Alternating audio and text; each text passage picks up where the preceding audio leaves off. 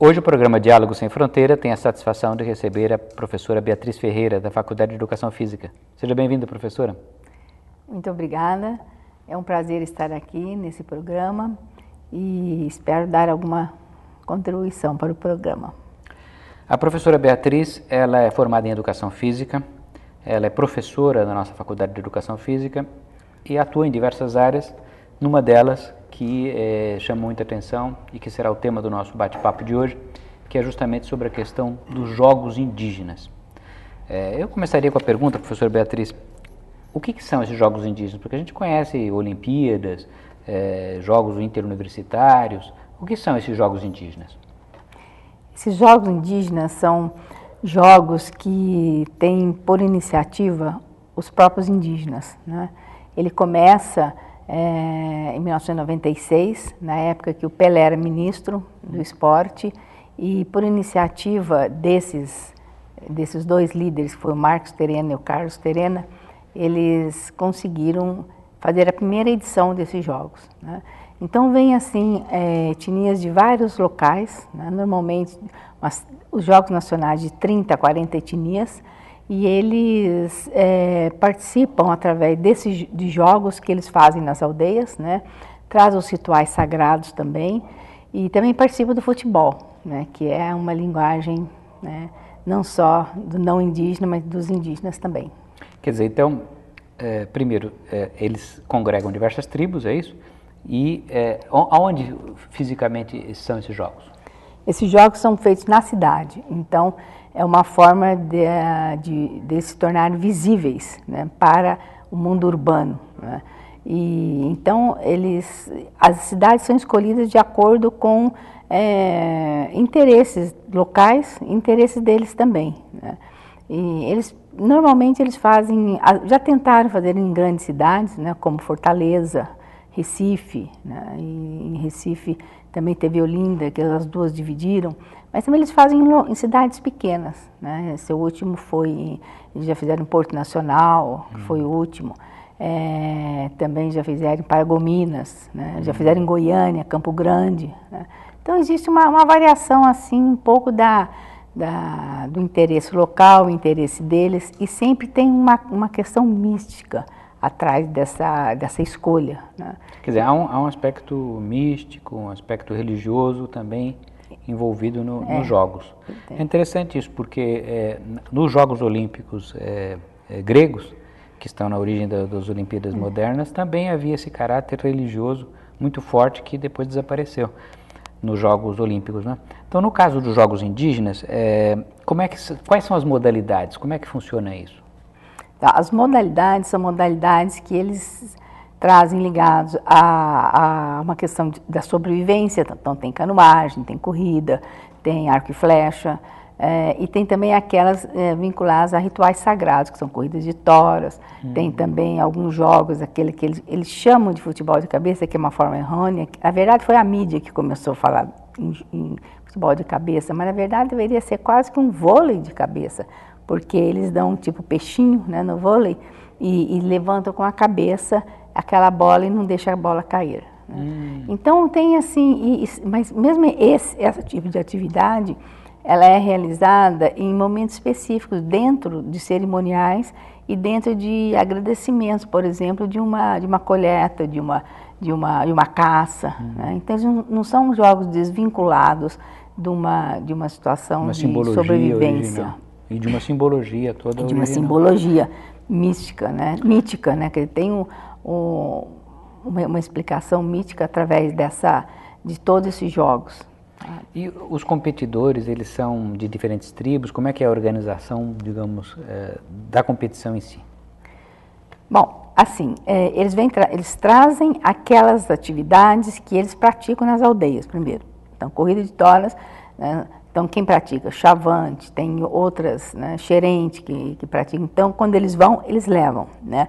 Uma etnia que não pratica, não traz aquele tipo de atividade, né? Então, a ideia também é celebrar, não é competir. Então, eles vão fazer quase que uma demonstração daquele tipo de atividade. É claro que para animar o público, acaba o locutor, né, dando um certo aspecto de uma certa competitividade entre os dois clãs, por exemplo, na corrida de touros, né?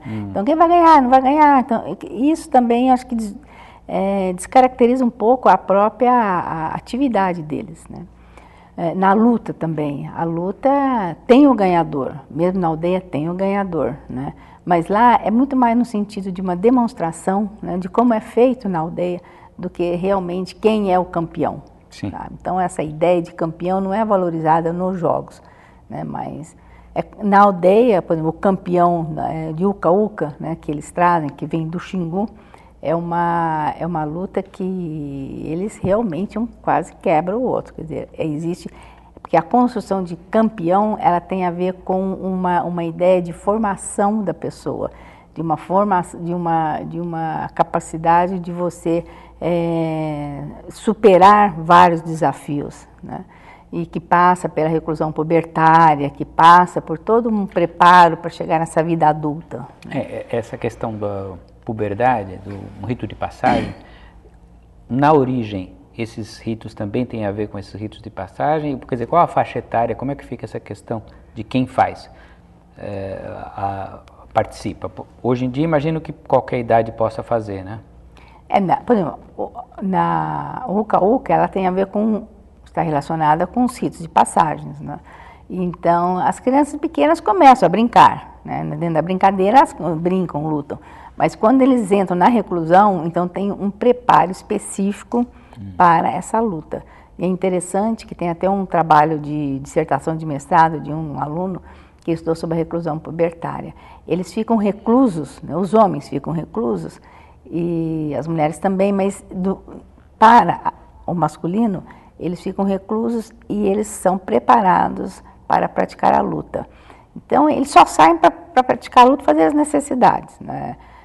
Mas, fora isso, eles ficam reclusos, né? E recebem aconselhamento, tem todo um tipo de alimentação específica, né? Mas podem sair para lutar.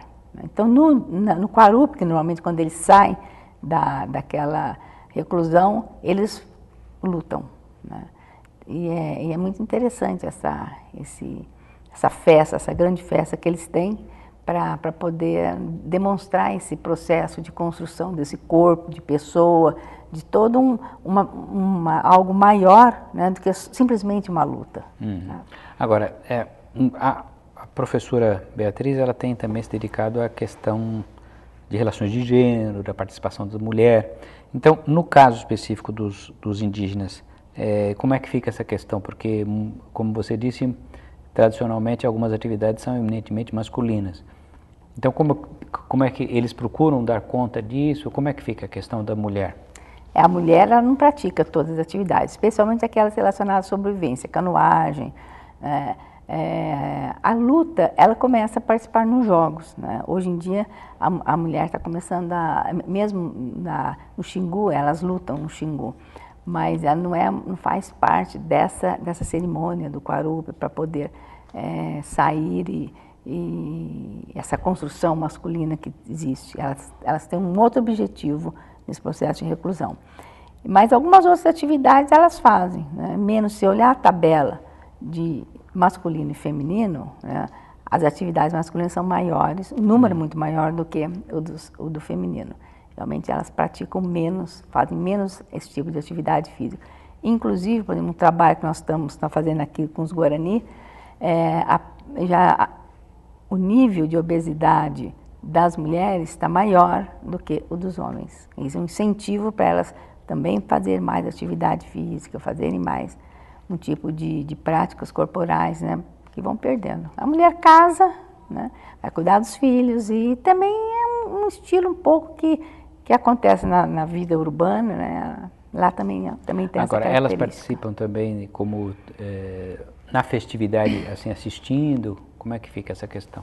É interessante, porque no início elas vinham só como acompanhantes, primeiro mais os homens. Depois a gente observou que elas iam mais como acompanhantes e hoje elas estão participando mais, né? Inclusive no futebol. Então tem o futebol feminino, que é muito interessante, né?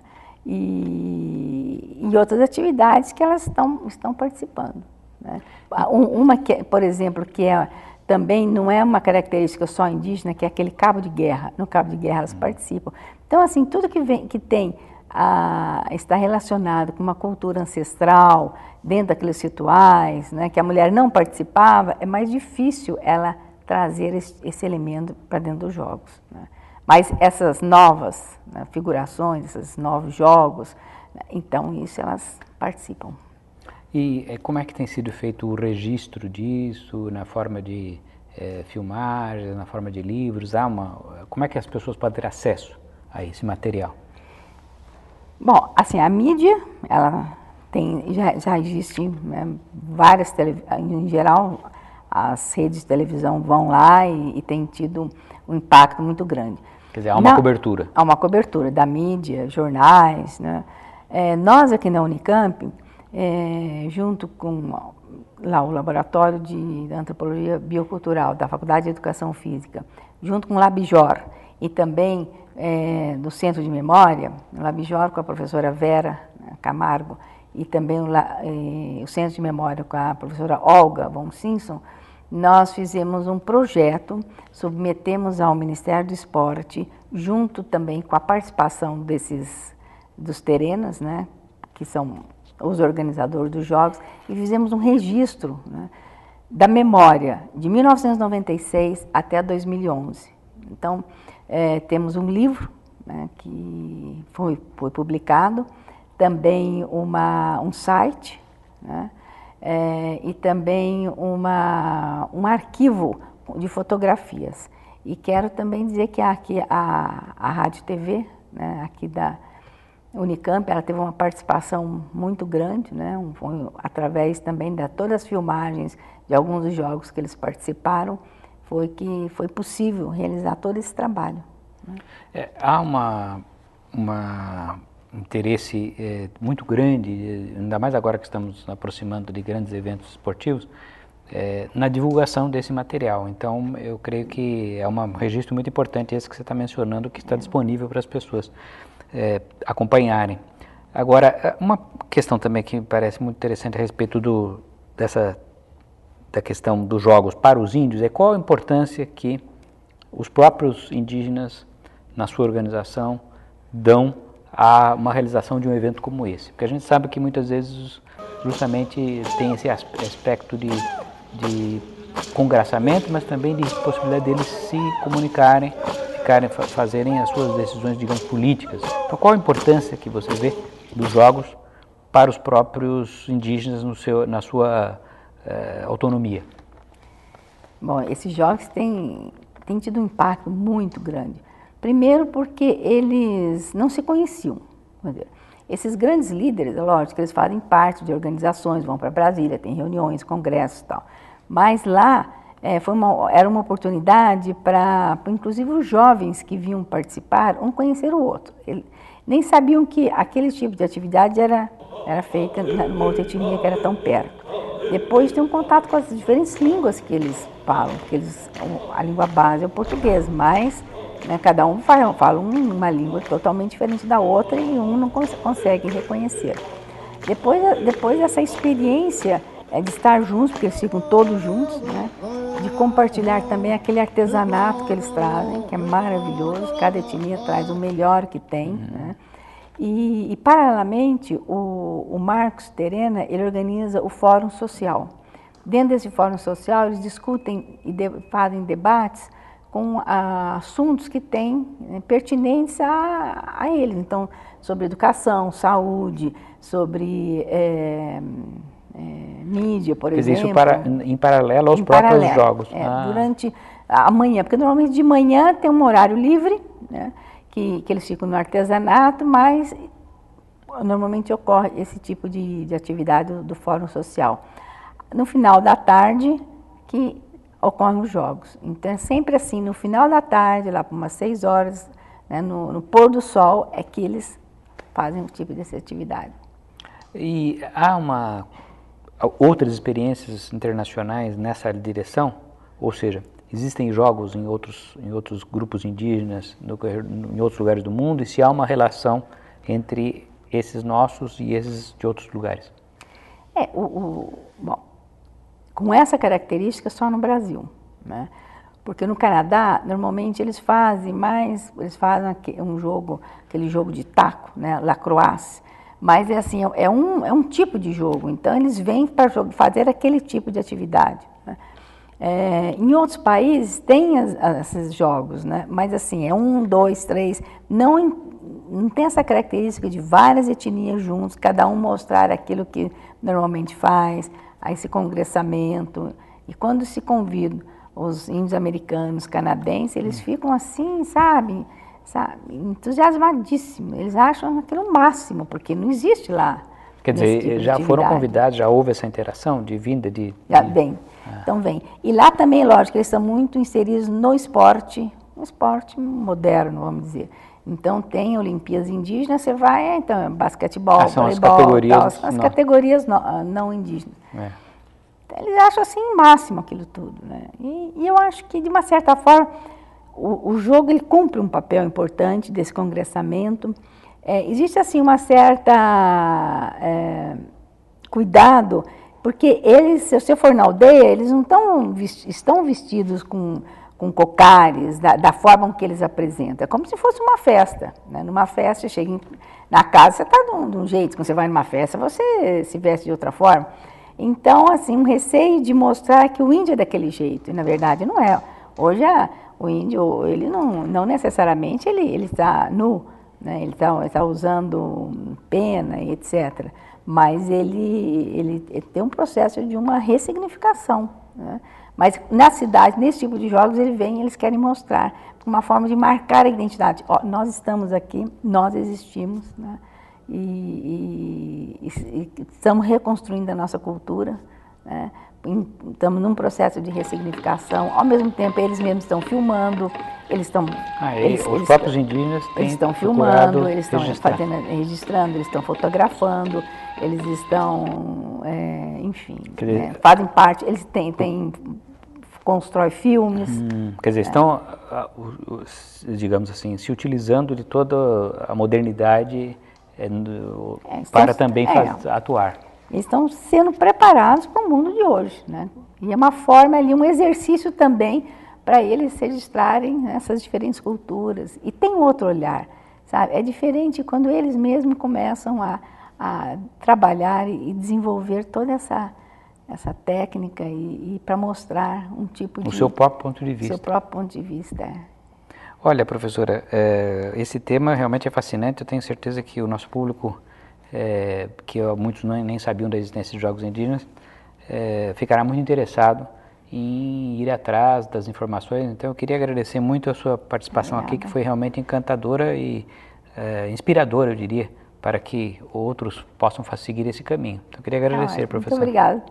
E eu que agradeço a oportunidade de poder falar e divulgar esse tipo de movimento, né, indígena, que é tão importante para o nosso país, né, que realmente que eles continuem, né, e agora no Rio Mais 20 eles estão tentando também organizar ocas e vão fazer algumas demonstrações, especialmente culturais, né, daquelas danças e dos rituais deles. Eles querem marcar um ponto muito importante nessa... Quer dizer, teremos uma manifestação também muito importante indígena nessa conferência, nessa conferência do Rio de Janeiro. E mostrar toda essa questão